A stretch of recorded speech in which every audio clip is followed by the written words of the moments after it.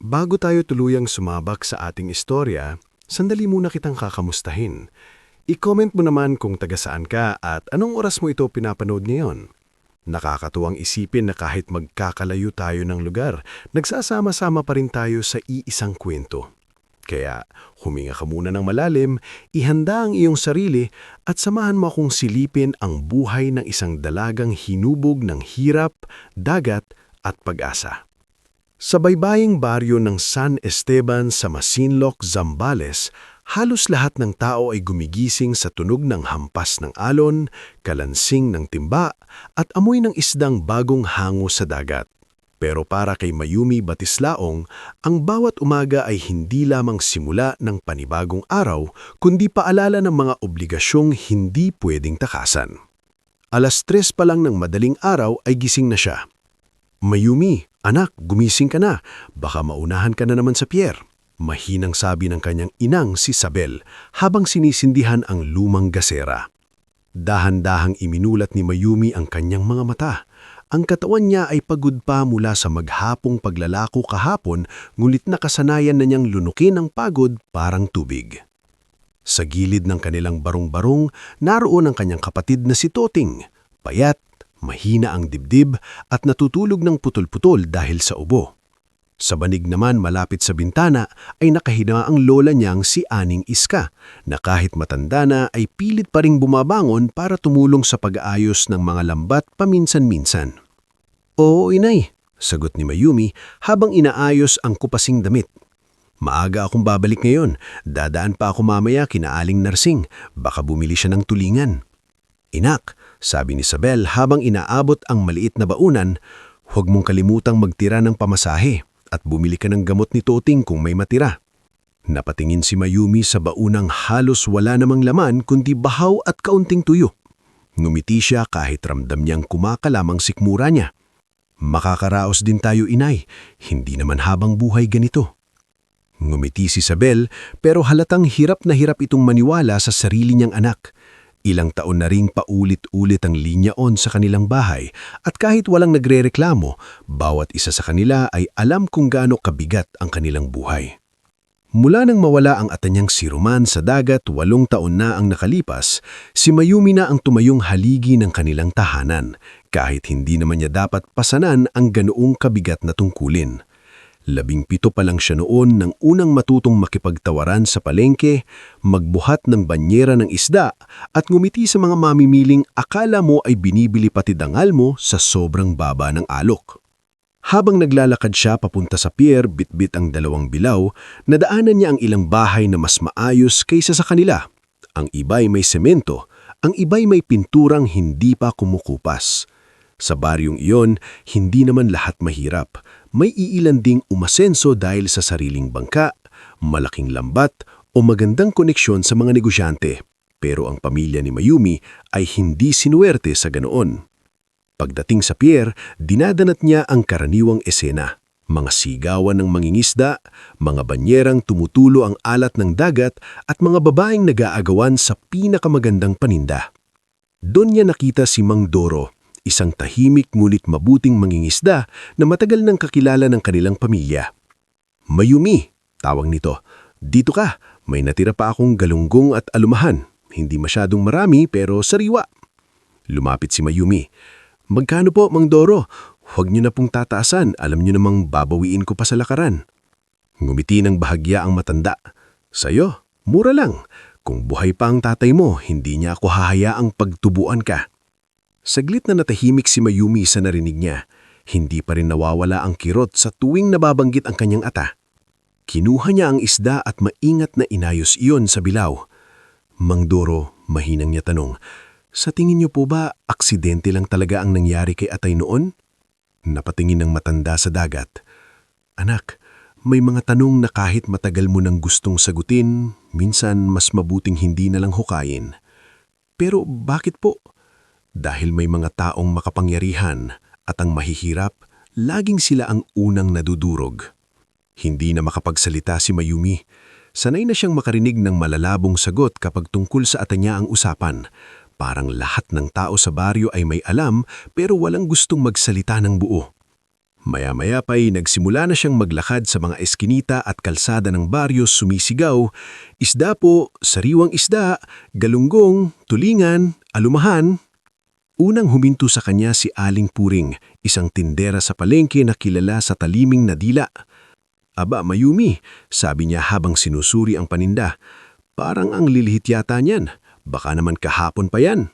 "Bagong hango po yan, Aling Puring," sagot ni Mayumi. "Kakaakyat lang sa pier kanina." "Sus, ganyan ding sinasabi mo kahapon." "O siya, bibili ako, pero kalahati lang ng presyo." "Lulugi po ako roon." "Pwede wag, dami namang ibang nagbebenta."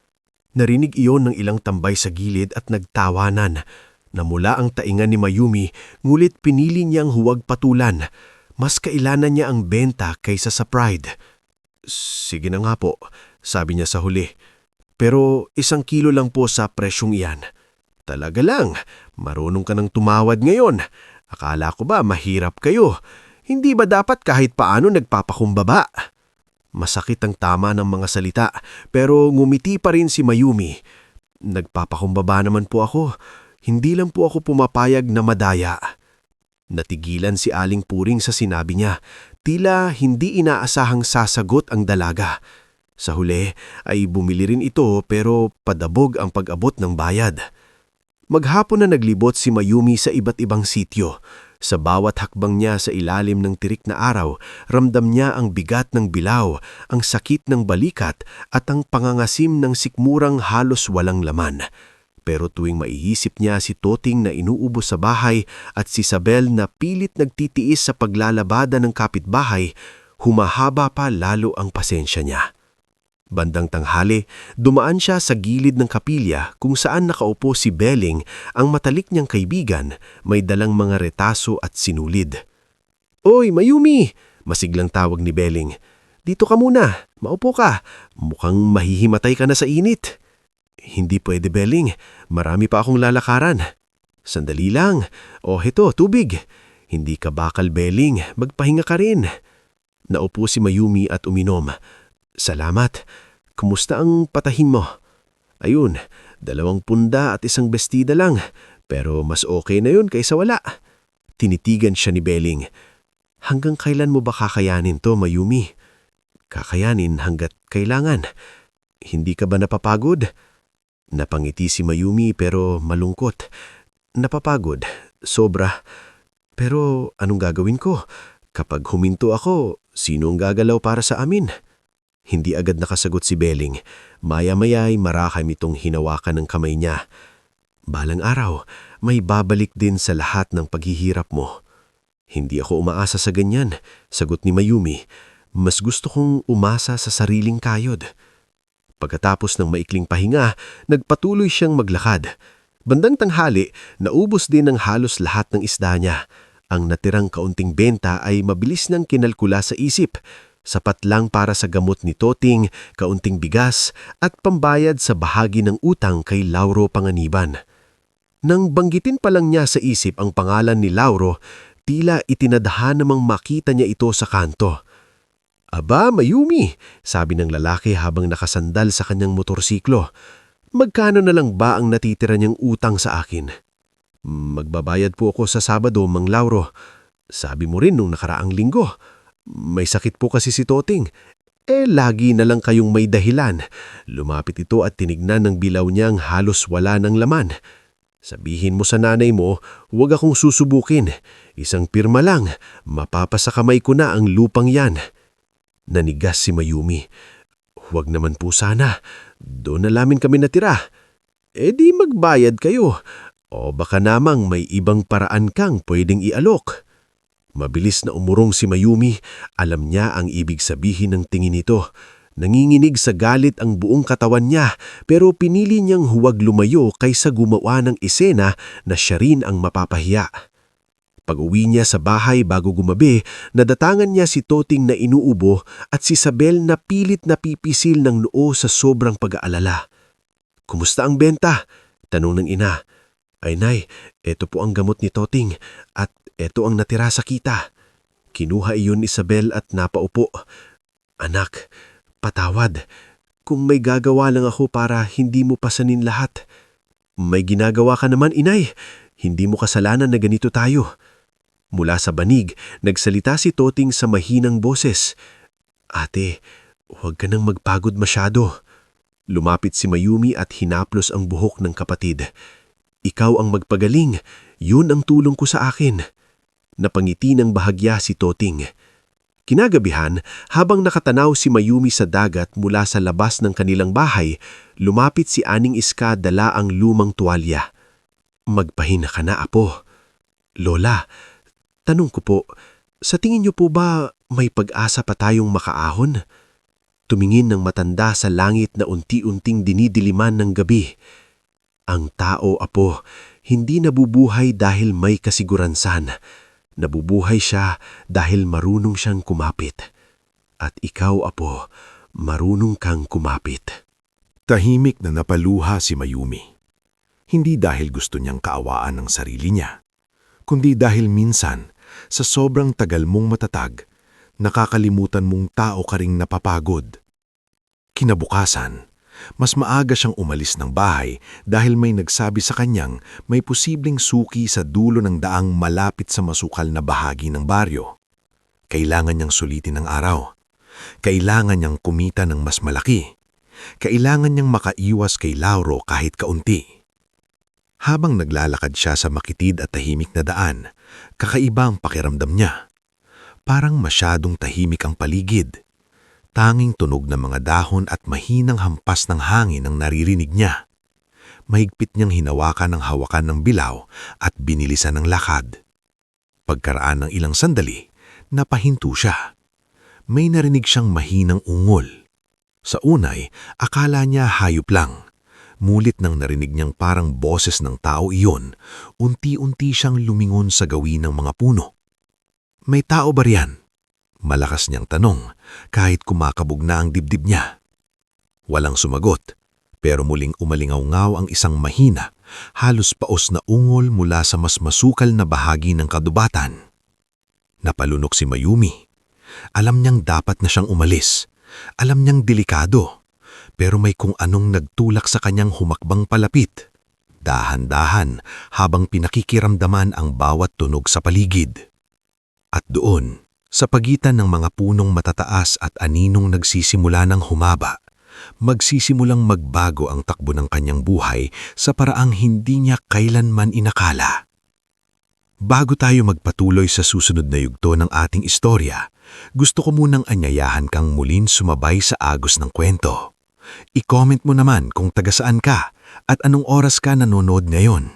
Nakakatuwang isipin na sa bawat lugar na pinagmumulan ninyo, iisa ang tibok ng damdaming hinahatid ng isang makabuluhang kwento. Kaya heto na, samahan mo akong tunghayan ang sandaling tuluyang bumago sa buhay ni Mayumi Batislaong. Nakatayo si Mayumi sa gilid ng masukal na bahagi ng kagubatan, mahigpit ang hawak sa bilaw at halos hindi niya marinig ang sarili niyang paghinga dahil sa lakas ng tibok ng kanyang dibdib. Muli niyang narinig ang paos na ungol. May tao ba riyan?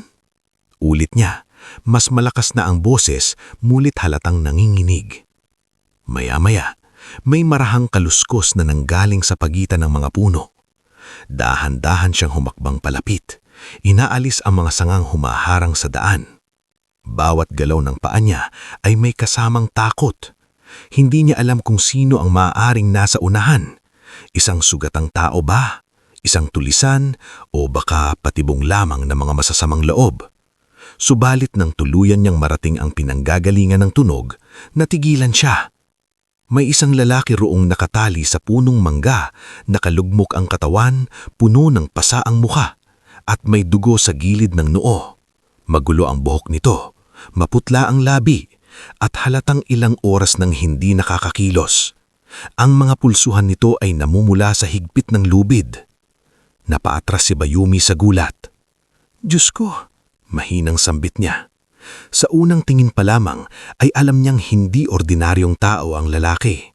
Kahit gusgusin ang itsura nito sa sandaling iyon, halata sa tela ng polo, sa sapatos at sa kutis ng mga kamay na hindi ito sanay sa mabibigat na gawain katulad ng mga lalaki sa baryo nila.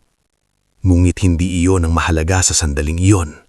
Mas mahalaga ang katotohanang buhay pa ito. Lumapit siya ng kaunti. Naririnig mo ba ako? Bahagyang gumalaw ang hulo ng lalaki at umungol muli. Napalunok si Mayumi. Gusto niyang tumakbo pa uwi at umingi ng tulong. Pero kapag iniwan niya ito at may bumalik na gumawa nito, baka hindi na ito umabot ng buhay. Maingat niyang ibinaba ang bilaw sa lupa at mabilis na lumingon sa paligid. Wala siyang makita kundi puno, damo at ang makitid na daan halos hindi na dinadaanan ng tao kapag hapon. Muli siyang yumuko sa lalaki. Sagutin mo ako, ilan sila? Nandito pa ba sila? Tanyakang dumilat ang lalaki, ngunit malabo ang tingin. Pilit nitong itinaas ang hulo. Tubig? Halos pabulong nitong sabi. Nahugot ng hininga si Mayumi. Dali-dali niyang kinuha ang maliit na bote ng tubig sa gilid ng bilaw at dahan-dahang pinainom ang estranghero. Nanginginig ang kamay niya habang ginagawa iyon. Pagkatapos makainom, muling napapikit ang lalaki. Hintayin mo ako, sabi ni Mayumi kahit hindi niya alam kung naririnig pa siya nito. Kakalagin kita. Hinugot niya ang maliit na gulok na lagi niyang dala sa paglalako at maingat na sinimulang hiwain ng lubid. Ngulit dahil sa kaba, ilang ulit siyang nadulas at muntik pang masugatan ng sarili. Sa wakas ay napatid din ang tali sa isang kamay ng lalaki, saka ang isa pa. Hindi pa man tuluyang makakawala ang estranghero ay bumagsak na ito pasulong. Ay! Napayakap si Mayumi sa katawan nito upang hindi tuluyang tumama sa lupa ang mukha nito. Sandali! Dahan-dahan! Mabigat ang lalaki. Mas mabigat kaysa sa kaya niyang buhatin ng mag-isa, pero pinilit niyang hilahin ito palayo sa puno at paupuin sa damuhan. Muling dumilat ang estranghero. Sa pagkakataong ito, mas malinaw na ang tingin ngunit puno ng takot at pagdududa. Sino ka? Paos ngunit matalim nitong tanong. Natigilan si Mayumi. Ako ang dapat magtanong yan. Ako ang tumulong sa iyo. Tinangka ng lalaking umayos ng upo ngunit napangiwi sa sakit. Nasaan sila? Hindi ko alam kung sino ang tinutukoy mo. Wala akong nakitang iba rito. Saglit siyang tumingin sa paligid. Kaya tumayo mo na ang sarili mo kung kaya mo. Baka bumalik pa ang gumawa nito. Tinitigan siya ng lalaki ng ilang segundo. Parang sinusukat kung mapagkakatiwalaan ba siya o hindi. Pagkatapos ay tinangkang tumayo ngunit agad ding napasubsob sa isang tuhod. Hindi mo kaya. Sabi ni Mayumi, kailangan mong sumama sa akin. Ano? Agad nitong sagot. Hindi ako pwedeng basta sumama kahit kanino. Nainis si Mayumi sa tono nito. Ikaw pa ang mapili.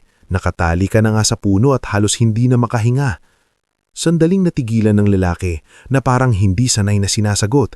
Sa kabila ng sitwasyon, muntik pang matawa si Mayumi sa ekspresyon nito, ngunit agad ring bumalik ang tensyon nang marinig nila ang malayong tahol ng aso mula sa kabilang bahagi ng kagubatan. May tao bang paparating? Mabilis na tanong ng lalaki. Hindi ko alam, sagot ni Mayumi, pero kung gusto mong mabuhay, sumama ka na sa akin. Hindi na ito nakipagtalo, tinanggap nito ang balikat na inalok ni Mayumi at dahan-dahang tumayo. Halos mapabagsak si Mayumi sa bigat nito, ngunit pinilit niyang maging matatag. Anong pangalan mo? Tanong niya habang inaalalayan nito sa makitib na daan. Saglit na natahimik ang lalaki. Hindi mahalaga. Hindi mahalaga?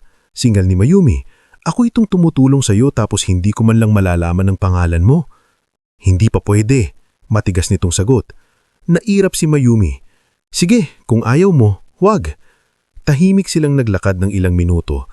Mabagal ang kilos nila dahil hirap na hirap ang lalaki at kailangan pa ni Mayumi na huminto paminsan-minsan para siguraduhing hindi ito mahuhulog. Sa isip niya, hindi niya alam kung tama ba ang ginagawa niya. Paano kung kriminal ang taong ito?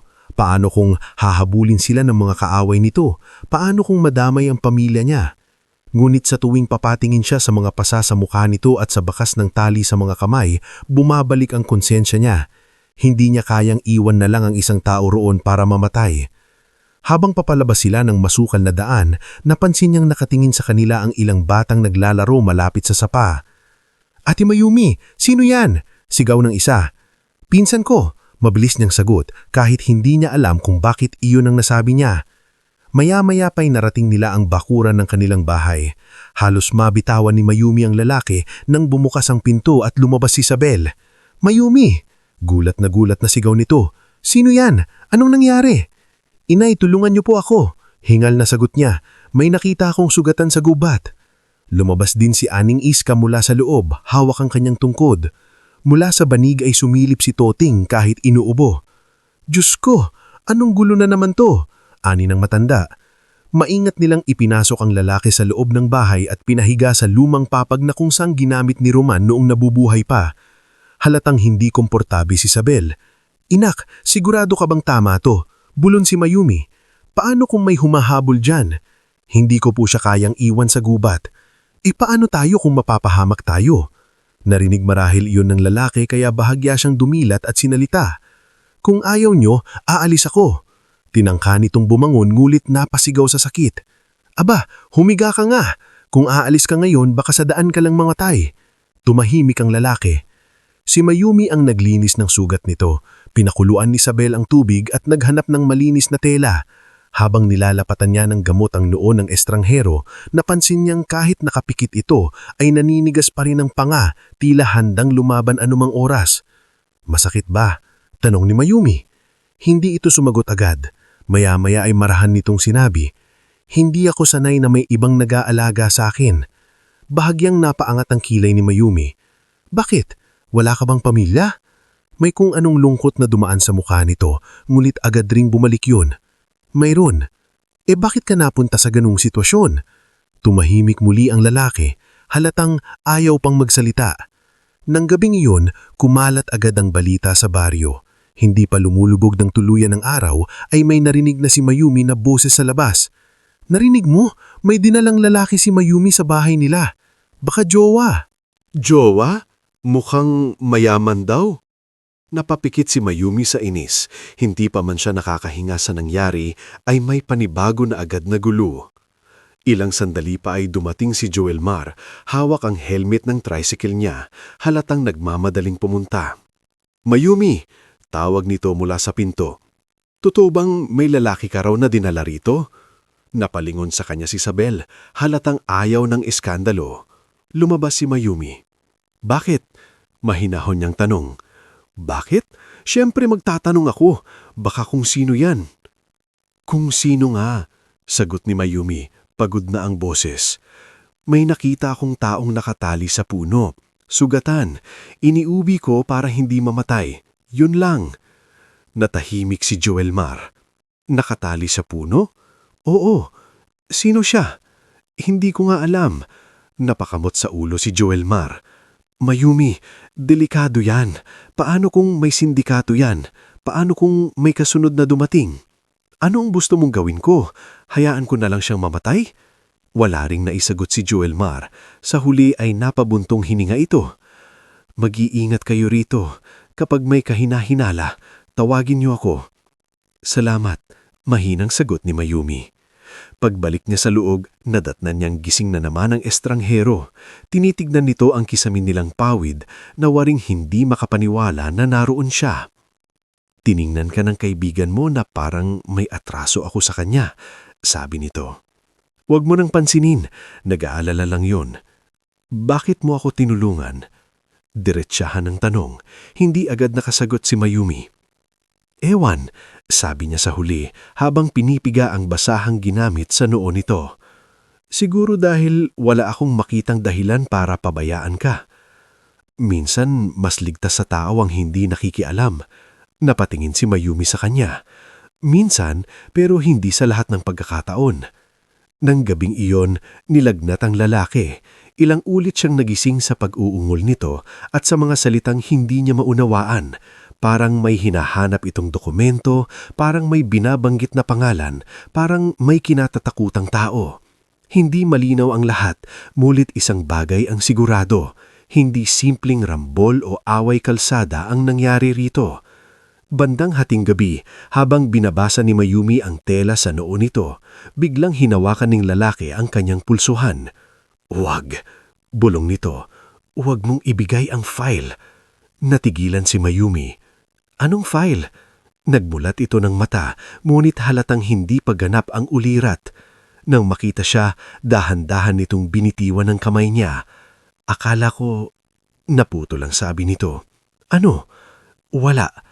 Kinabukasan, bago pa sumikat ng lubos ang araw, maagang nagising ang buong bahay sa kakaibang katahimikan ng umaga. Gising na si Isabel sa dapugan. Inuubo si Toting.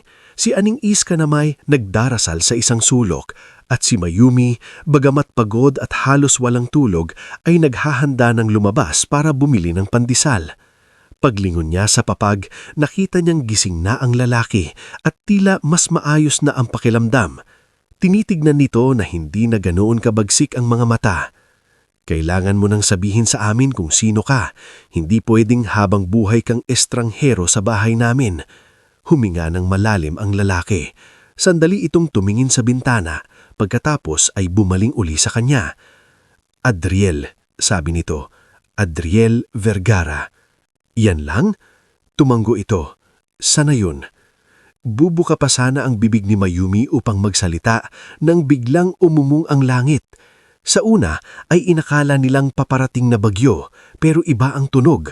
Mas mabigat, mas mabilis, mas nakakayanig ng dibdib.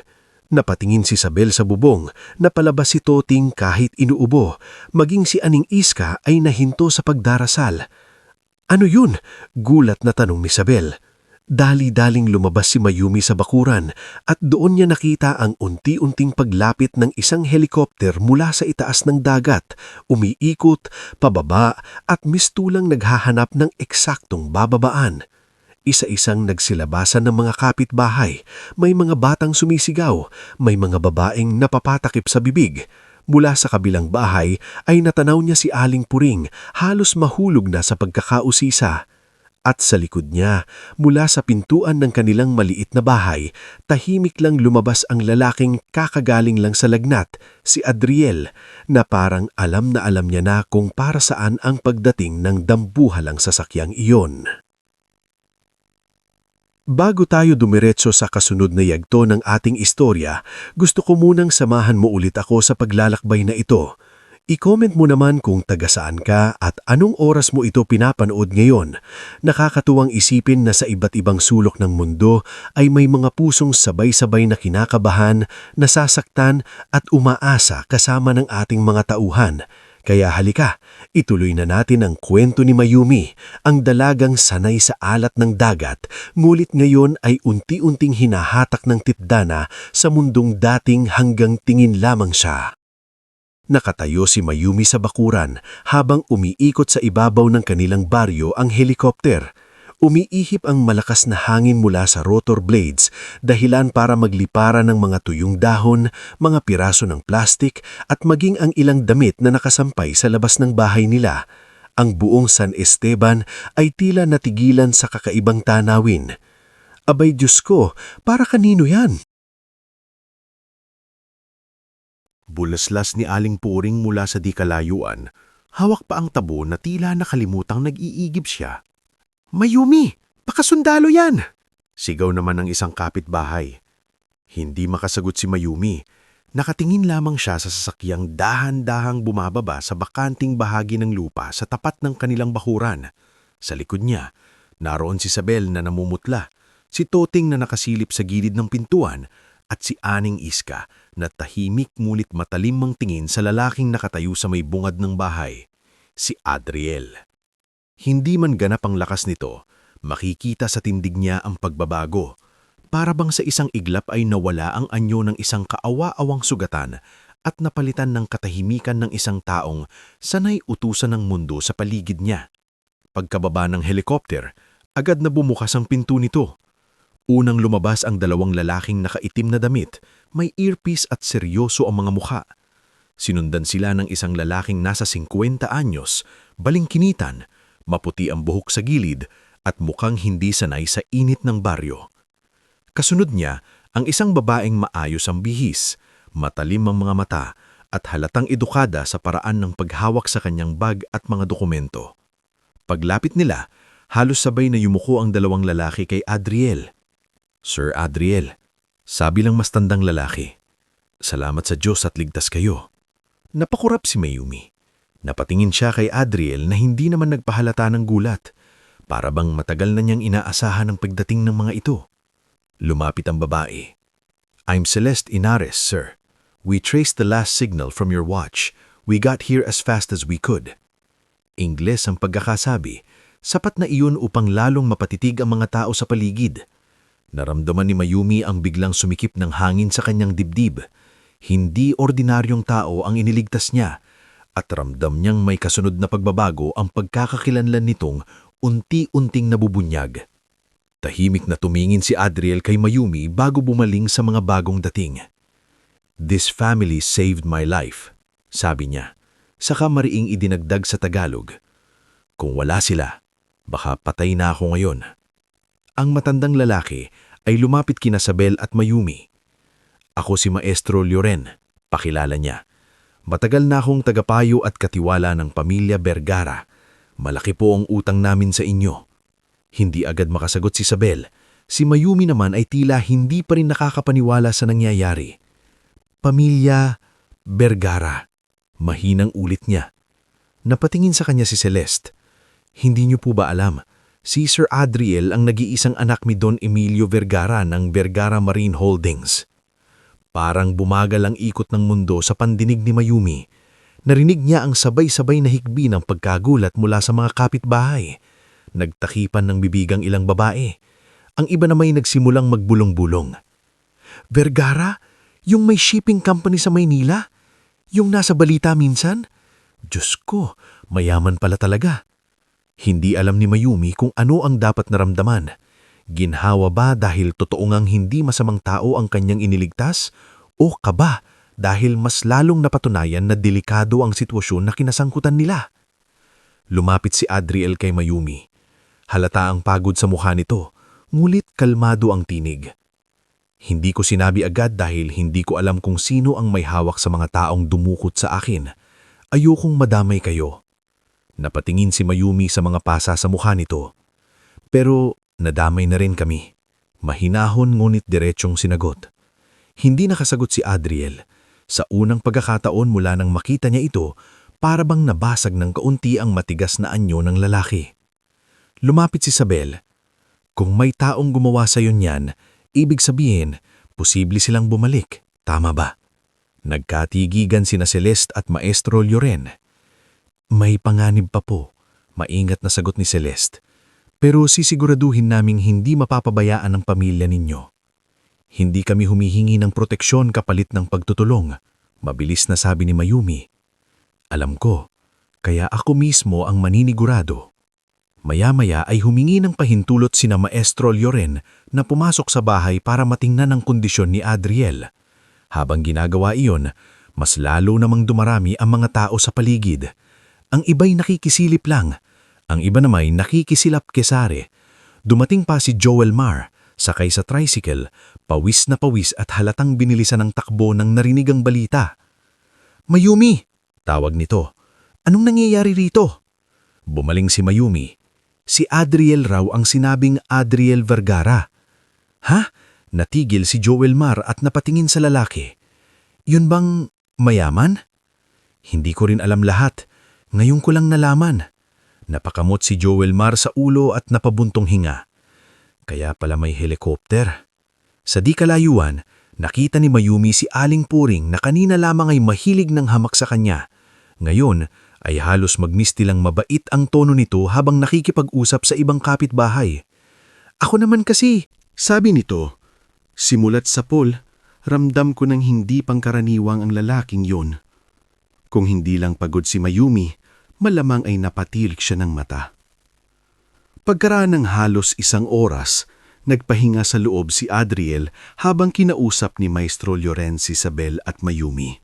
Si Celeste naman ay abalang may kinakausap sa cellphone at paminsan-minsang tumitingin sa paligid na para bang sinusuri ang buong baryo. "Mayumi," mahinang tawag ni Sabel nang sila'y maiwan sandali sa gilid ng bakuran. "Anak, mabuti ba ito o masama?" Hindi agad nakasagot si Mayumi. Tiningnan niya ang kanilang bahay na pawid, ang luma nilang bangko at ang mga mata ng mga kapitbahay na nayon ay hindi na pangmamaliit kundi labis na pag-uusisa ang laman. Hindi ko po alam, inay, sagot niya sa wakas. Pero pakiramdam ko, hindi na babalik sa dati ang lahat. Tama siya.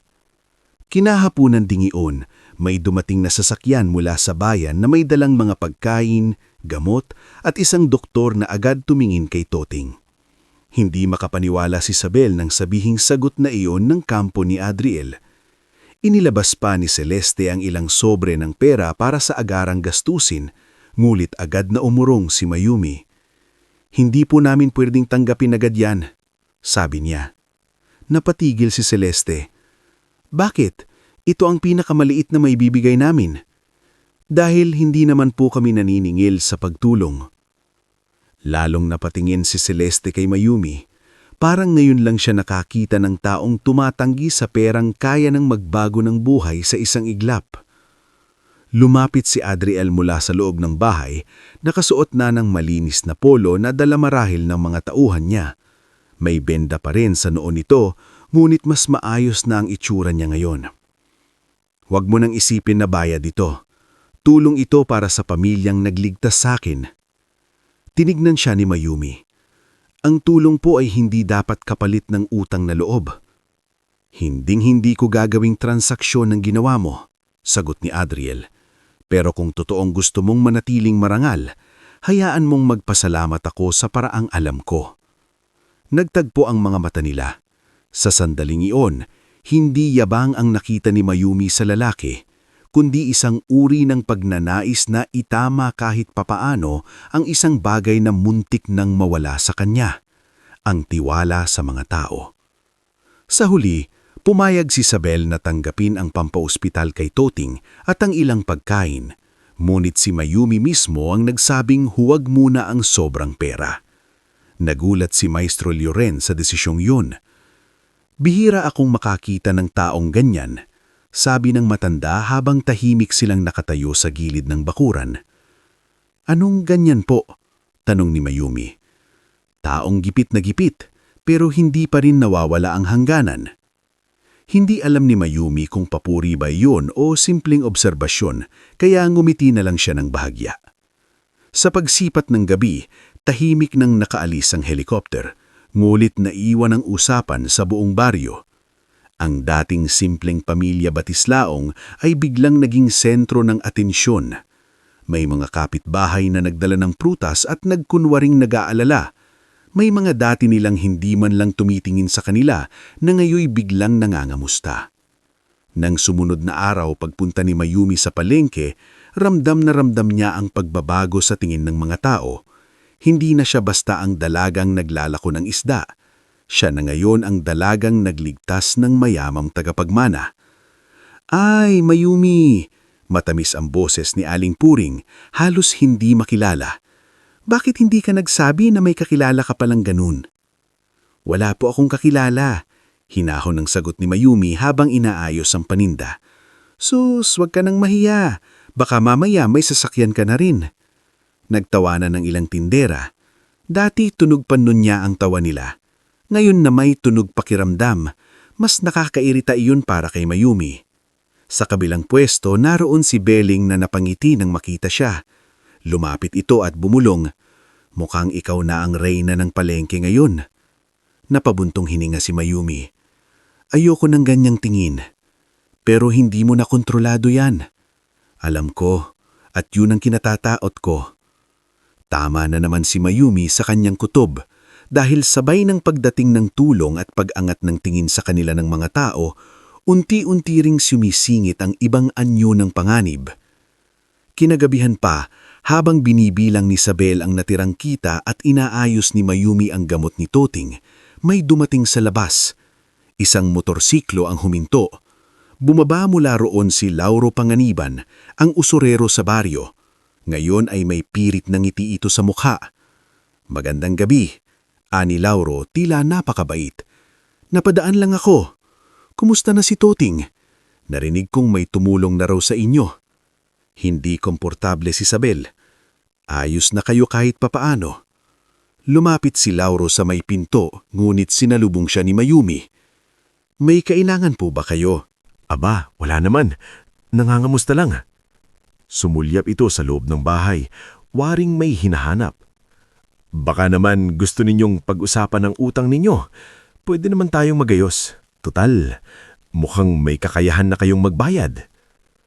Ramdam ni Mayumi ang ibang tono sa likod ng mga salita nito. Hindi ito pangangamusta. Paniningil iyon, at mas masahol, pakiramdam niya ay gusto nitong samantalahin ang bagong sitwasyon nila. Kapag handa na po kaming magbayad, kami na ang lalapit. Malamig na sagot niya. Ngumiti si Lauro pero matigas ang mga mata. Huwag niyong patagalin. Ang mababait na tao, mabilis ding nauubusan ng pasensya. Pag-alis nito, bumigat ang pakiramdam sa loob ng bahay. Maya-maya, nagsalita si Aning Iska mula sa kanyang banig. Hindi lang biyaya ang dumating sa atin, sabi ng matanda, pati mata ng mga gustong makinabang. Napaupo si Mayumi mula sa isang simpleng pagtulong sa isang sugatang estranghero. Tila biglang nahila ang pamilya nila sa isang mas malaking alon ng pagbabago. At kasabay nito, mga bagong tao, bagong tingin at bagong panganib. Kinabukasan, muling bumalik si Adriel. Ngulit sa pagkakataong ito, hindi na siya sugatan at walang-wala. May kasama na siyang sasakyan, maayos ng bihis at malinaw na malinaw ang agwat ng mundong pinanggalingan niya at ng kinalakhan ni Mayumi. Gayunpaman, sa harap ng kanilang munting bahay, hindi siya nagpakitang mayabang. Tahimik siyang bumaba, naglakad sa maputig na bakuran at humarap kay Mayumi. May gusto akong ialok sa'yo, sabi niya. Napakunot ang noo ni Mayumi. Ano po yun? Hindi agad sumagot si Adriel. Tumingin muna ito sa dagat, saka sa mga mangingisdang dumadaan sa gilid ng kalsada, saka muling bumalik ang tingin sa kanya. Hindi limos, pagkakataon. At sa mga salitang iyon, nagsimulang bumukas para kay Mayumi ang isang daigdig na mas malawak kesa sa palengke, baybayin at utang. Isang daigdig na magtuturo sa kanya kung paano umangat, ngulit kasabay niyon ay ilalapit din siya sa mga lihim, inggit at laban ng matagal nang nakabaon sa ilalim ng katahimikan ng dagat at ng kapangyarihan ng mga taong hindi sanay pinangungunahan ng katotohanan. Bago tayo muling lumalim sa susunod na yugto ng ating istorya, gusto ko munang samahan mo ako sa isa na namang mas mabigat na kabanata. I-comment mo naman kung taga-saan ka at anong oras mo ito pinapanood ngayon. Sa bawat pagpapatuloy natin sa kwentong ito, mas lalo nating nakikilala hindi lang ang hirap ng buhay, kundi ati ang tibay ng loob ng mga taong ayaw palamon sa takot. Kaya huminga ka muna ng malalim at sabayan mo kong tuklasin ang panibagong unos na haharapin ni Mayumi. Nakatayo si Mayumi sa bakuran habang nakatingin kay Adriel. Ang salitang binitiwan nito, pagkakataon, ay hindi basta dumaan sa hangin. Parang bigla iyong bumigat at bumalot sa buong paligid. Sa unang pagkakataon sa buong buhay niya, may isang pinto na tila dahan-dahang bumubukas sa harap niya. Ngulit kasabay niyon, may kutob din siyang hindi simpleng biyaya ang nasa likod ng alok na iyon. Ano pong klaseng pagkakataon? Tanong niya. Maingat ang tono. Tumingin si Adriel sa maliit nilang bahay. Sa bakuran na putik kapag umuulan at alikabok kapag tag-init. Sa bubong nilang pawid na may ilang tagpi. At sa mga matang sumisilip sa mga kapitbahay na tila sabik sa bawat salitang sasabihin niya. May proyekto kaming planong ilunsad dito sa baybayin. Isang maliit na fish processing center at community buying station para hindi nalugi ang maliliit na mangingisda sa bentahan. Gusto kong ikaw ang tumulong sa akin na pangasiwaan yun. Ako? Oh, kilala ka rito. Alam mo kung paano mamuhay ang mga mangingisda at higit sa lahat, hindi ka takot magsalita ng totoo. Halos mapailing si Mayumi. Marunong lang po akong magbenta ng isda. Hindi po ako nakapag-aral ng mataas. Hindi ko alam ang mga ganyang bagay. Natututuhan ng trabaho, pero ang integridad hindi basta itinuturo.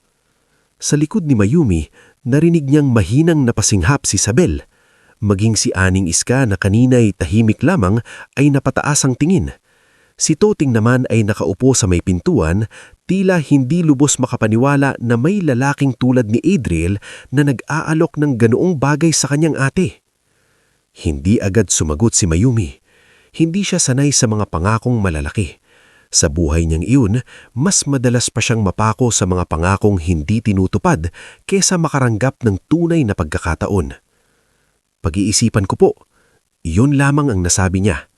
Gumiti si Adriel na waring inaasahan ng ganoong sagot. Iyon ang gusto kong marinig. Ayokong mapilitan ka. Bukas, ipapapunta ko rito si Celeste at si Maestro Llorente para ipaliwanag ang detalye. Kapag ayaw mo, rerespetuhin ko. Pagkaalis ni Adriel, tila hindi agad bumalik sa dati ang hangin sa bakuran. Kahit nakalayo na ang sasakyan nito, naiwan pa rin ang bigat ng inialok nitong pagbabago. Kinagabihan, habang naghahapunan sila ng tino ng isda na dinala ni Mang Doro bilang pasasalamat sa tulong ni Mayumi sa nakaraan, hindi natapos-tapos ang usapang tungkol sa alok. Anak, sabi ni Isabel habang marahang isinasandok ang sabaw sa mangkok ni Toting, malaking bagay yan kung sakali. Alam ko po, sagot ni Mayumi. Kaya nga po ako nag-aalinlangan. Bakit ka nag-aalinlangan? Tanong ni Toting.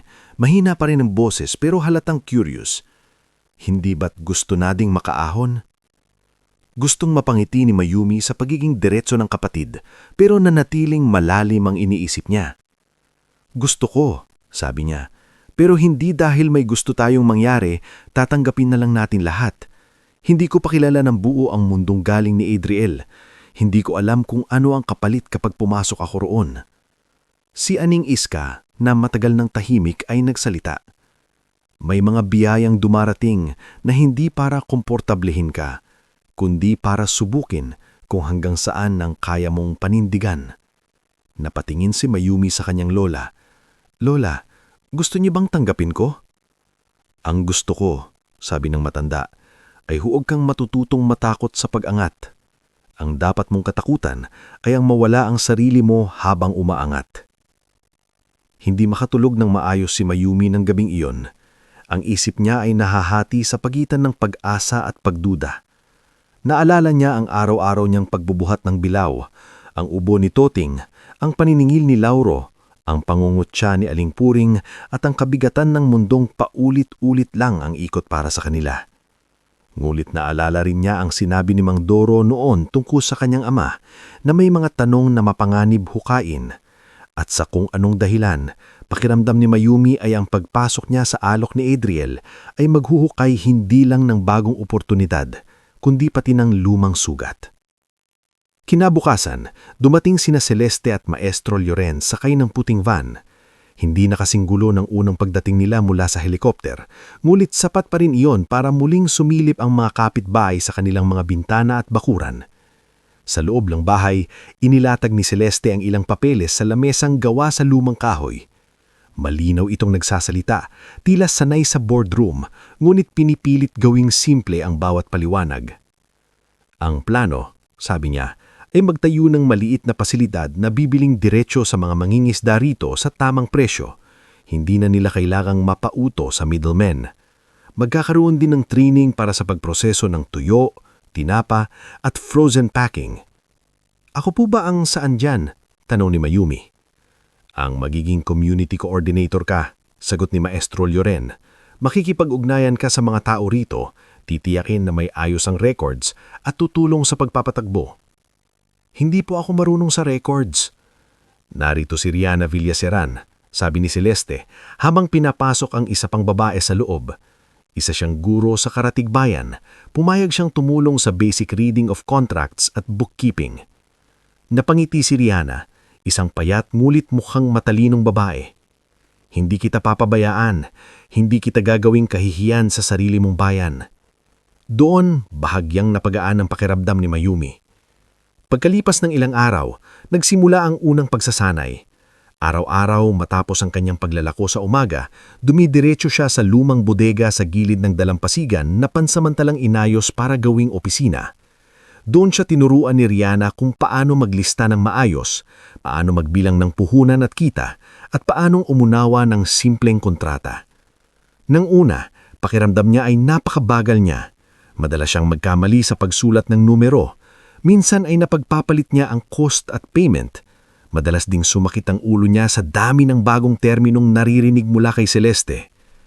"Relax ka lang," sabi ni Rihanna isang hapon nang nakita siyang nakatunggo sa notebook, halos gustong mapaiyak sa hiya. "Hindi mo kailangang maging magaling agad. Hindi ka bobo. Hindi ka lang nabigyan ng pagkakataon noon." Mahinang natawa si Mayumi. "Parang mas mahirap tanggapin yun. Kasi ibig sabihin, matagal akong walang laban." "Hindi. Ibig sabihin, kahit walang laban, umabot ka rito." Sa labas ng bodega, unti-unti ring lumalapit ang ilang mangingisda. Naroon si Mang Doro na tahimik ngulit suportado ang proyekto. Naroon din si Kap Luden, ang kapitan ng baryo, na halos halatang nag-aalinlangan sa umpisa dahil ayaw makabangga ang mas malalaking negosyante, ngulit napipilitang umayon dahil nakikita niyang pabor ito sa tao. May ilan ding nagdududa, lalo na ang mga dati nang umaasa sa malalaking buyer sa bayan. Kasama roon si Baste Malvar, isang matipunong lalaki na minsang naging mahusay na mangingisda, ngulit ngayoy kilalang tao-tao ng mga negosyanteng bumibiling barat sa huli ng mga tao. Madalas itong nakasandal sa poste sa labas ng bodega, nakatitig sa Mayumi na parang sinusukat kung kailan siya magkakamali. "Akala ko ba naglalako ka lang ng isda?" Sabi ni Basti minsan habang papalabas siya ng bodega. "Ngayong parang bossing ka na." Hindi nagpadala si Mayumi sa panghiinis. "Hindi ako bossing, trabaho lang." Ngumiti si Baste. "Trabaho na biglang binigay ng mayamang lalaki?" "Aba, swerte mo naman." Hindi siya sumagot. Nakasanayan na niyang may mga taong hindi marunong tumingin ng malinis sa tagumpay ng iba. Ngulit hindi lahat ng pagsubok ay nanggagaling sa baryo. Makalipas ang ilang linggo, inimbitahan si Mayumi ni Adriel sa isang maliit na pagpupulong sa bayan kasama ang ilang kinatawan ng kumpanya. Ayaw pa sana niyang sumama, ngunit iginiit ni Celeste na kailangan niyang makita kung paano ipinaglalaban ng proyekto sa mas mataas na antas. Pagpasok pa lamang niya sa conference room ng maliit na hotel sa bayan, agad niyang naramdaman ang lamig na hindi galing sa aircon kundi sa mga matang sumalubong sa kanya. Ang iba'y purman na nakangiti. Ang iba na may halatang hindi natutuwa kung bakit naroon ang isang simpleng dalagang ang pinanggalingan ay palengke at baybayin. Isa sa kanila ay si Tia Corazon Vergara, tiyahin ni Adriel. Elegante itong babae, maganda pa rin kahit lampas 50 na, ngunit matalim ang mga tinim na kayang magpababa ng dangal ng kausap kahit hindi nagsasalita. "So, this is the girl?" Tanong nito sa Ingles na halatang hindi inaakalang mauunawaan ni Mayumi. "The one from the fishing village." Bahagyang naniga si Mayumi, ngunit nanatiling tuwid ang likod niya. "Yes, tita," sagot ni Adriel ng malamig. "And she's part of this project." "Part?" Umangat ang kilay ni Corazon. "Adriel, charity is one thing, but involving untrained people in business decisions is another." Hindi man direktang kay Mayumi nakatingin, sapat na ang tinig ng babae upang maramdaman ni Mayumi ang paghamak. Napansin iyon ni Adriel. "She understands the ground better than any consultant in this room." Tumawa ng mahina si Corazon. Understanding poverty and understanding business are not the same. Hindi nakatiis si Mayumi.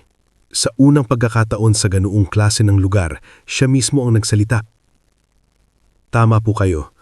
Hindi pareho ang kahirapan at negosyo, pero minsan po ang mga desisyong pangnegosyo ang dahilan kung bakit maraming tao ang nananatiling mahirap." Natahimik ang buong silid.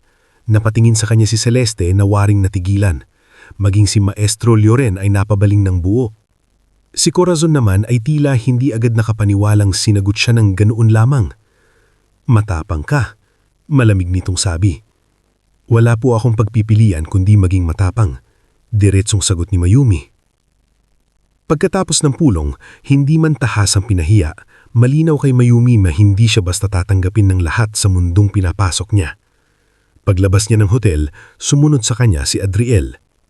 Hindi mo kailangang patunayan ang sarili mo sa kanila agad. Hindi ko rin naman gustong patunayan ang sarili ko sa lahat, pero kung hahayaan kong yurakan nila ako sa harap-harapan, baka masanay sila. Saglit na tinitigan siya ni Adriel, saka bahagyang ngumiti.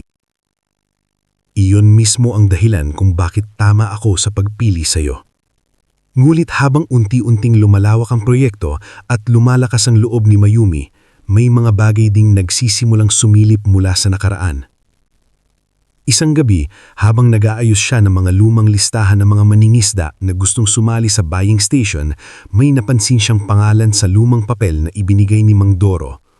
Pangalan ng kanyang amang, si Roman Batislaong, katabi ng ilang tala tungkol sa pagtutulok nito sa bentahan ng lupa sa Dalampasin ilang taon na ang nakalilipas. Kinabahan siya. Agad niyang dinala iyon kinabukasan kay Mang Doro. Mang Doro, sabi niya, ano po ito? Bakit may pangalan ni Itay dito? Namutla ang matanda. Sandali itong tumahimik bago nagbuntong hinga. Mayumi, mahina sinabi. Matagal ko nang gustong ilayo ka sa bagay na yan, pero mukhang kusa na itong lumalapit sa'yo. Anong bagay po? Tumingin sa dagat si Mang Doro bago muling bumaling sa kanya. Bago namatay ang tatay mo, may tinututulan siyang kasunduan. May gustong kumuha ng bahagi ng Dalampasin. Hindi pumayag ang ama mo. Sabi niya kapag nawala ang lupa na yon, mawawala ng kabuhayan ng maraming mangingisda. Namlamig ang mga palad ni Mayumi. Sino po ang may gusto? Bumigat ang mukha ng matanda. Si Severino Vardelon, at may mga taong mas malalaki pang nakatayo sa likod niya. At sa pagsambit ng pangalang iyon, tuluyan ng naunawaan ni Mayumi na ang oportunidad na tinanggap niya ay hindi lamang daan palabas ng kahirapan. Isa rin itong pintuang humahantong sa katotohanang matagal nang ibinaon sa takot. Ang katotohanan tungkol sa pagkamatay ng kanyang ama, sa mga lupang kinakamkam at sa mga taong handang manakit para manatiling makapangyarihan. Bago tayo tuluyang dumako sa huling yugto ng ating istorya, gusto ko munang anyayahan kang samahan ako hanggang sa pinakadulo ng paglalakbay ni Mayumi. I-comment mo naman kung tagasaan ka at anong oras mo ito pinapanood ngayon. Sa dami ng unos na hinarap ng ating mga tauhan, marahil ay may bahagi ng puso mo na ring kumapit sa pag-asang, sana, sa dulo ng lahat ng hirap, may hustisyang dumarating at may buhay na tunay na gumaganda. Kaya halika, sabay nating tunghayan ang pagtatapos ng kwentong nagsimula sa alat ng dagat, sa kirot ng pagkawala, at sa isang kabutihang hindi inaasahan ni Mayumi na magpapabago ng kanyang kapalaran. Matagal na nakatayo si Mayumi sa tabing dagat matapos niyang marinig mula kay Mang Doro ang pangalang matagal nang nagpapakaba sa matatanda sa kanilang baryo, Severino Vardelion. Ang bawat hampas ng alon ay parang may dalang alaala ng ama niyang si Roman, ang mangingisdang inakala nilang nalunod lamang sa bagyo, ngunit ngayoy unti-unting lumilitaw na baka may mas madilim palang dahilan sa likod ng pagkamatay nito. Bakit ngayon niyo lang sinabi sa akin? Tanong niya kay Mang Doro, nanginginig ang boses kahit pilit niyang pinapakalma ang sarili. Napayuko ang matanda. Dahil natakot kami, hindi lang para sa sarili namin, kundi para sa inyo. Noong mga panahong iyon makapangyarihan si Severino, hanggang ngayon naman, marami siyang tao, marami siyang pera, at marami ring tahimik na sunod-sunuran sa kanya. Pero si Itay, hindi siya tahimik. Hindi nga, mapait na sagot ni Mang Doro. At yon ang dahilan kung bakit siya naging delikado sa mga taong gustong manahimik ang lahat. Hindi na nakapagsalita si Mayumi. Pakiramdam niya ay may kung anong unti-unting humihigpit sa dibdib niya. Sa dami ng taon na ipinilit nilang tanggapin na aksidente ang pagkamatay ng kanyang ama, ngayon pa lamang ganap na bumabalik ang kirot. Mas mabigat, mas talim, at mas personal. Kinagabihan, hindi na niya kinayang sarilinin ang nalaman. Sa loob ng bahay, habang mahina ang ilaw ng gasera at unti-unting lumalamig ang sinaing sa mesa, humarap siya kay Isabel. Inay, mahina ngunit diretsyong sabi niya, may tinatago ba kayo sa akin tungkol kay Itay? Napatigil si Isabel sa paghahalo ng gamot ni Toting. Ang dating kulay ng mukha nito ay tila lalong namutla. Bakit mo natanong iyan? Dahil may mga lumang papeles, dahil may sinabi si Mang Doro, at dahil pakiramdam ko ay hindi ako makakausad kung hindi ko malalaman ang totoo. Tahimik ang buong bahay. Maging si Aning Iska na karaniwang sumasabat kapag mainit ang usapan ay nanatiling nakaupo lamang sa sulok. Si Toting na may nakatingin kay Isabel na parang ngayon lang niya makikitang buo ang bigat ng nakaraan ng kanilang pamilya. Maya-maya, dahan-dahang napaupo si Isabel. Bago mamatay ang ama mo, panimula nito, nanginginig ang luha. Ilang beses siyang umuwi na mabigat ang muka. May mga lalaking lumalapit sa kanya. Gusto nilang pirmahan siya ng isang papeles para sa pagkuha ng bahagi ng baybayin. Sabi nila'y para sa malaking proyekto. Pero alam ng tatay mo na kapag nangyari yon ay mawawalan ng mapapangisdaan ang maraming pamilya. Tapos, ano pong ginawa niya? Tumanggi siya. Ilang beses. Napapikit si Isabel. Noong huling gabi bago siya mamatay, sinabi niya sa akin na kung may mangyari sa kanya, huwag akong magsasalita hanggat hindi ligtas ang mga anak niya. Natakot ako, Mayumi. Sobra. Kinabukasan, ang balita sa amin ay nawala raw siya sa dagat dahil sa bagyo. Ngulit kahit noon pa, may duda na ako. Napatakip ang bibig ni Mayumi. Parang bumagsak sa balikat niya ang mga taon ng pananahimik ng kanyang ina. Bakit hindi tayo lumaban noon? Mahinang tanong niya. Dahil wala tayong laban noon, sagot ni Aning Iska mula sa sulok. Mahina tayo, mahirap tayo, at may mga batang kailangang buhayin. Minsan, ang katahimikan ay hindi kahinaan. Ito lang ang natitirang paraan para mabuhay. Humigpit ang mga kamao ni Mayumi. Naiintindihan niya ang dahilan ng ina at lola niya, ngunit hindi na niya kayang manatili sa ganong klase ng katahimikan ngayon. Hindi na noong alam niyang ang proyekto nila ni Adriel ay maaring konektado sa parehong mga taong sumira sa buhay ng kanilang pamilya. Kinagabihan, agad siyang nakipag-usap kay Adriel sa lumang bodega na ginagamit nilang opisina. Naroon din sina Celeste, Maestro Lloren at Rayana. Sa unang tingin pa lang sa mukha ni Mayumi, alam na ni Adriel na may mabigat na nangyari. Anong meron? Tanong nito, tiningnan niya si Adriel ng diretso. Kailangan kong malaman lahat ng alam mo tungkol kay Severino Vardeleon.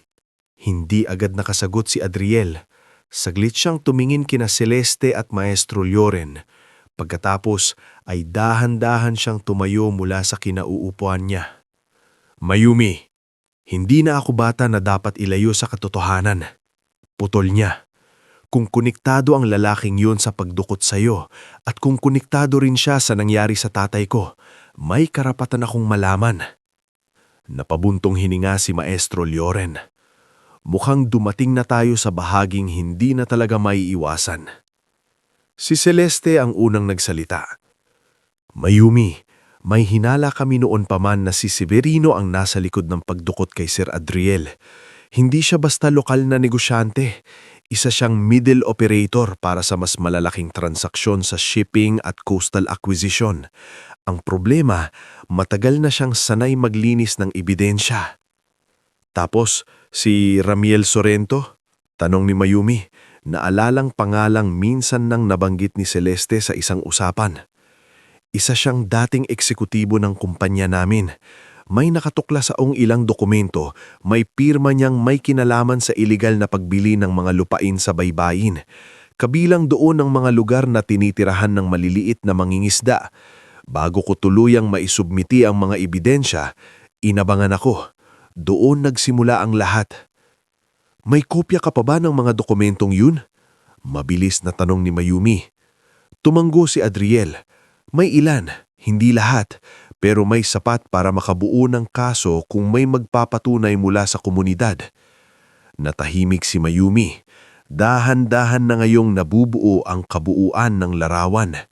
Hindi na ito laban para sa proyekto o para sa sarili nilang pamilya.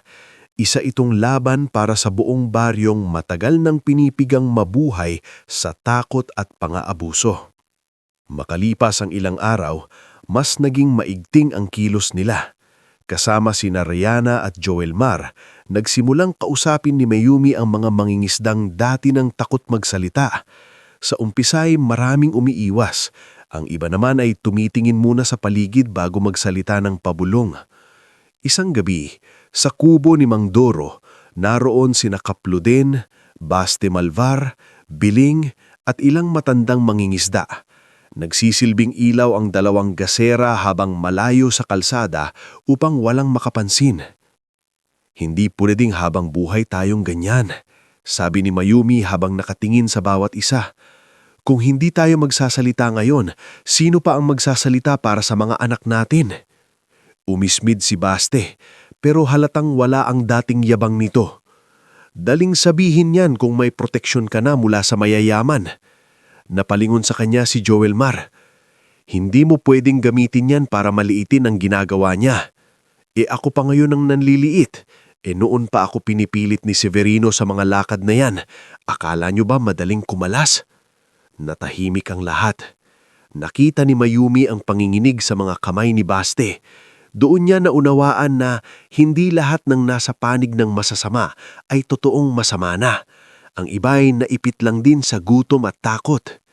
Baste, mahinaon niyang sabi, kung may alam ka, sabihin mo, hindi para sa akin, para sa mga pamilyang matagal nang ginagamit.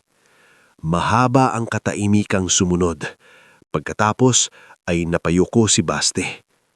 Noong isang buwan, ako ang inutusan na magsunog sa bagong processing area ninyo. Napasinghap si Biling. Napamura si Joelmar sa gulat. Ano? Singal ni Kapluden. Hindi ko tinuloy ng buo, mabilis nang sabi ni Baste. Nagbuhos ako ng gasolina sa gilid pero hindi ko sinindihan ang gitna dahil alam kong may mga taong posibleng nasa loob pa. Pero may isa pang grupo na dumating, mga tao ni Severino. Sila ang tumupos. Nanlamig si Mayumi. Naalala niya ang sunog, ang takot at ang halos pagkakasunog ng pangarap nilang proyekto. Bakit ka ngayon lang nagsasalita? Tanong niya. Dahan-dahang tumingla si Baste. Dahil kahapon, binalwanan akong baka ako naman ang sunod kung hindi ako tatahimik. Napagod na ako, Mayumi. Hindi ako bayani, pero ayoko na ring maging duwag. Ang pag-aamin ni Baste ang naging unang malaking bitak sa pader ng katahimikan. Dahil sa kanya, nakumbinsi rin ang dalamapang mangingisdang dating pinilit pirmahan ng mga papeles sa bentahan ng lupa.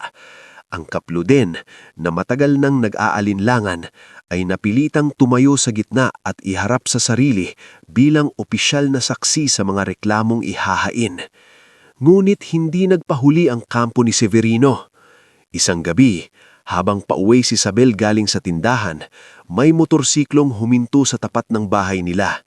Hindi bumaba ang sakay, ngunit malinaw na sinabi ng nakahelmet na lalaki, sabihin mo sa anak mo na tigilan niya na ang paghahanap. Kung hindi, hindi lang multo ng asawa mo ang maaalala mo. Nanginginig si Isabel nang kinwento iyon sa kanila. Galit na galit si Joelmar at agad gustong maghanap ng suspek. Mulit pinigilan siya ni Adriel. Hindi tayo papadala sa takot. Sabi ni Adriel, iyon mismo ang gusto nila. Madaling sabihin yan, singhal ni Joelmar. Hindi naman nanay mo ang tinakot. Tahimik na hinawakan ni Mayumi ang braso ni Joelmar. Tama siya. Kapag nagpadalos-dalos tayo, baka tayo ang maunang madurog. Sa gitna ng lahat, napansin ni Mayumi na si Adriel ay hindi na lamang katulong o tagapagbigay ng oportunidad. Naroon ito sa bawat hakbang ng laban, hindi para pangunahan siya, kundi para tiyaking hindi siya nag-iisa. Hindi man nila hayagang pinag-uusapan ng namumuong damdamin sa isa't isa, malinaw sa bawat kilos nila ang mas malalim ng pagtitiwala. Dumating ang araw ng pinakamahalagang pagdinig sa lungsod. Hindi man ito korte pa lamang, isa itong malawakang shareholders meeting at special inquiry na pinangunahan ng ilang abogado at kinatawan mula sa regulatory offices. Naroon si Adriel, sina Celeste at Maestro Lloren. si Tia Corazon at maging si Ramiel Sorrento na halatang pinipilit panatilihin ng composure. Pagpasok ni Mayumi sa bulwagan, dama niyang nakasunod na maraming mata sa kanya. Hindi siya nakasuot ng mamahaling damit. Simple lamang ang kanyang bestidang pinatahi ni Belling, ngunit maayos at malinis. Wala man siyang alahas o titulong propesyonal, dala niya ang bigat ng katotohanang ipinaglalaban niya. Nang siya ang tawaging magsalita, hindi siya naninig. Ako po si Mayumi Batislaong, anak ng mangingisdang si Roman Batislaong na namatay matapos tumutol sa sapilitang pagkuha ng lupa sa aming baybayin. Hindi po ako abogado, hindi rin ako negosyante, pero isa akong anak, isa akong kapatid, at isa akong mamamayang na matagal nang pinapaniniwalang wala akong boses. Tahimik ang buong bulwagan. Isa-isa niyang inilatag ang mga pangyayari, ang lumang takot sa baryo, ang mga papeles, ang sunog, ang pananakot at ang pag-amin ni Baste. Sinundan ito ni Isabel na kahit nanginginig ay buong tapang niyang ikinwento ang huling gabi ni Roman. Nagpatotoo rin si Mang Doro at Kapluden. Nang tawagin si Baste, halos hindi ito makatingin sa mga tao, ngunit nagsalita pa rin. Ang inaasahan sana ni Ramiel at ng iba pang kasabuat ay maguguho ang testimonya ng isang simpleng dalaga sa harap ng mayayamang nakapaligid. Ngulit kabaliktaran ng nangyari. Sa kalagitnaan ng pagdinig, iniharap ni Celeste ang mga naisalbang dokumento mula sa files ni Adriel, transaksyon, pirma at records ng iligal na pagbili ng lupa. Habang lumalalim ang pagsusuri, lalong tumitigas ang mukha ni Ramiel. Biglang tumayo si Tia Corazon. "This is a disgrace," manamig nitong sabi. "Adriel, you are allowing a provincial scandal to stain the company." Tahimik siyang tinignan ni Adriel bago sumagot. "No, tita. What stained the company was silence." Hindi na nakapagsalita si Corazon.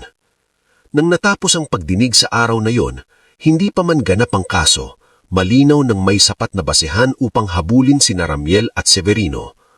Ngunit bago pa sila tuluyang maaksyonan, isang balita ang dumating kina Mayumi kinagabihan.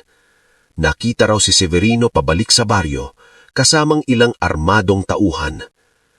At sa sandaling iyon, alam ni Mayumi na ang huling pagsubok ay hindi na magaganap sa silid ng mayayaman, kundi sa mismong baybayin kung saan nagsimula ang sugat ng kanyang pamilya at kung saan tuluyang ring susubukin ang tibay ng loob niyang ipinanday ng hirap, pagkawala at pag-asa.